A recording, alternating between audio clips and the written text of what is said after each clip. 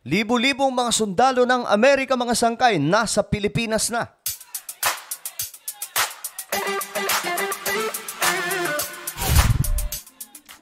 Magandang oras po sa ating lahat. Alam ko mga sangkay, marami po ang nag-aabang sa inyo sa balitang to dahil nga po mainit po ngayon ang usapin patungkol po sa China at Pilipinas at syempre yung involved dyan na malala ay ang Amerika na possible nga daw po mga sangkay dalhin po tayo sa ikatlong digmaang pandaigdigan na delikado po ito mga sangkay kung mangyayari. Alam po natin kung ano po ang nangyari sa ating bansa noong World War II. So, libo-libong mga sundalo ng Amerika nasa Pilipinas na daw. Pag-usapan po natin yan. But bago tayo magsimula, pakisubscribe po muna yung ating YouTube channel. 1.2 subscribers na po tayo dito sa YouTube. Maraming salamat po sa lahat ng nag-subscribe. At kung ikaw ay hindi pa nakakapag-subscribe, may makikita ko pong subscribe button sa ibaba sa mismong video na to.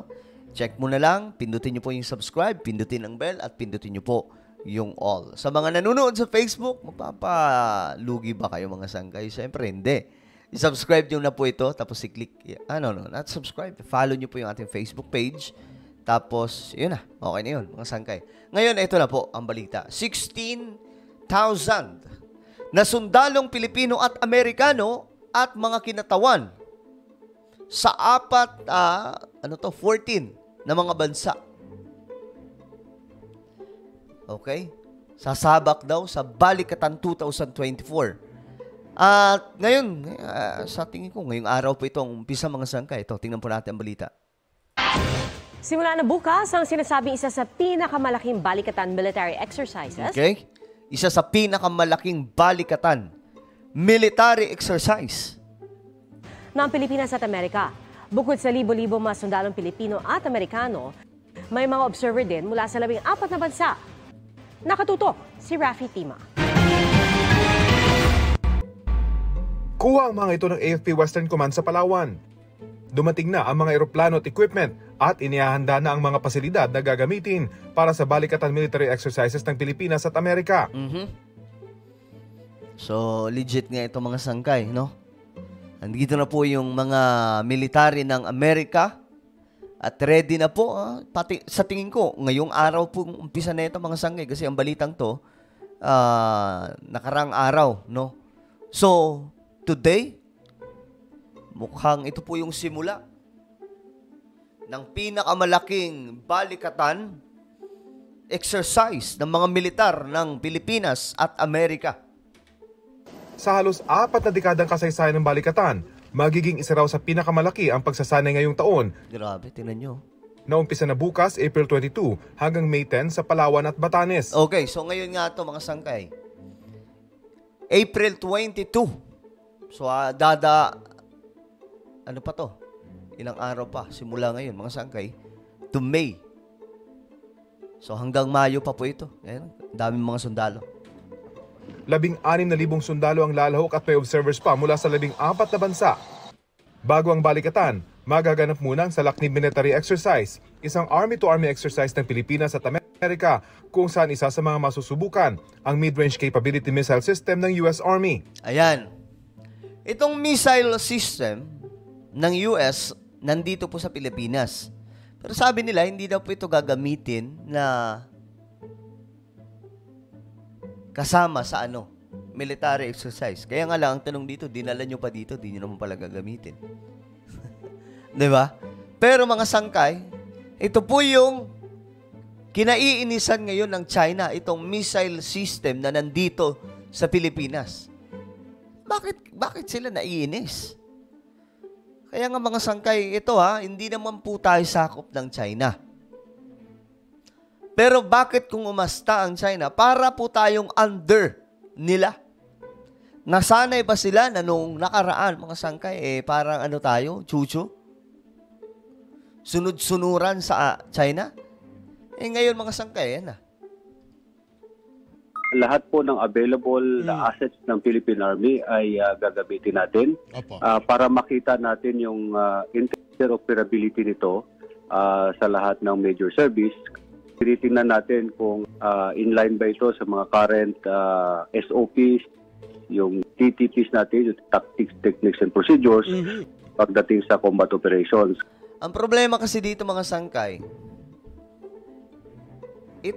kung mangyayari itong digmaan na, kasi I'm sure, kaya po may ganito mga sangkay, kasi kumbaga nagre-ready lamang po ang mga sundalo na just in case magkakaroon ng digmaan, at least ready po sila. Pero ito ang problema sa panahon natin ngayon kasi sobrang high-tech na po ng technology na kahit po ang warfare ngayon mga sangkay, masyado na pong advance. At isa po dyan ay yung nuclear. Number 1 pa rin po ang Amerika pagdating sa nuclear. Pero yung China kasi malapit sa atin. So, kumbaga, sa madaling sabi, kahit anong gawing pagsasanay, kung ang papali pa rin naman ay nuclear, wala pa rin. 'Di ba? Maliban na lang kung sa unang level, mano-mano yung digmaan. Parang nung World War II. Ang malaking military exercise hindi raw nakatuon laban sa isang bansa. Una nang nagpahayag ng pagkabahala ang China sa deployment ng medium-range missile system sa military exercise. Sinabi pa ng Chinese Foreign Ministry noong Miyerkules na ang balikatan ay magdudulot lang ng greater insecurity sa panig ng Pilipinas. Baga, parang sinasabi nila itong gagawin yung balikatan, military exercise, magdudulot lang ng kawalan ng seguridad sa Pilipinas. Baga, baka mamaya pasubukin namin kayo. Parang ganun yung dating So, yan po, mga sangkay. May guhit, yan po yung EEZ ng Pilipinas. Pansing-pansing malapit ang pagsasanay sa Taiwan at South China Sea, mga lugar na inaangkin at binabantayan ng China. Ayon sa isang analyst, bagamat paulit-ulit ang ganitong pahayag ng Pilipinas patungkol sa balikatan exercises, malinaw kung para saan ang pagsasanay. Para saan nga ba? Nagko-coincide to nung shift natin, adoption ng ating gobyerno, nung comprehensive archipelagic defense concept. Kasi the Armed Forces of the Philippines has been gearing up for what we call external defense. And of course, very specific to, it's defending the Philippine archipelago. Okay. So, ayan nga, mga sangkay. Kumbaga, ito ay pag-ahanda sa anumang pananakop na gagawin ng ibang mga bansa. Wala naman po tayong ibang kaanuhan dito, mga sangkay. Kundi China lang naman. Kung ako nga yung pagdidesisyonin, pagtuunan din po natin ng pansin yung Sabah. Kasi yung Sabah, mas malakas po tayo sa Malaysia. Pagdating po sa military, mas nakakaangat po yung militar ng Pilipinas kaysa sa Malaysia. Yun yung kaya natin. Yun talaga legit na itong mga Malaysian government, nagre-renta lang po talaga yan. Kung hindi ako nagkakamali, sa mga kirampo sila nagre-renta itong Sabah. Yung lupain na yan, yung isla na yan, nire-rentahan lamang po ng Malaysia. Pero ayaw na po nilang bitawan ngayon. Kabilang daw dito ang pagbili ng Pilipinas ng mga makabagong armas gaya ng BrahMos supersonic cruise missiles. Ito naman, galing po yan sa India. Itong BrahMos.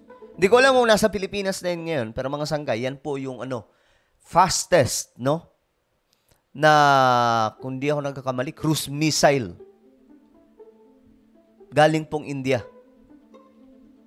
Na naiulat na dumating na sa bansa. Dito na nga, mga sangkay. Magkakaroon din ng war games at drills sa international waters at anti-submarine drill operations ang balikatan ngayong taon. Dito raw talaga makikita ang pagbabago sa foreign policy ng bansa. We have a different president now who thinks that we have the chance, we have the opportunity to resist Chinese maritime expansion. Okay. So, klaro na to mga sangkay, Iba na po yung pulisiya ngayon dahil iba na ang presidente. Pero at some part, mga sangkay, kumbaga nung unang bahagi ng termino ni BBM, bagamat hindi pa po tayo nakakalampas sa unang part, kumbaga yung unang tungtong, yung foreign policy ni Bongbong Marcos kaparehas po ni Duterte.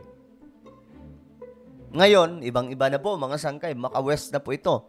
Kaya sabi po dito, we have a different president now who thinks that we have the chance. We have the opportunity to resist Chinese maritime expansion. Okay, so yan po ang goal, mga sangkay. I'm hoping na hindi po umabot ito sa digmaan, mapalayas lamang po natin ang China sa sarili po nating bakuran. Maritime expansion.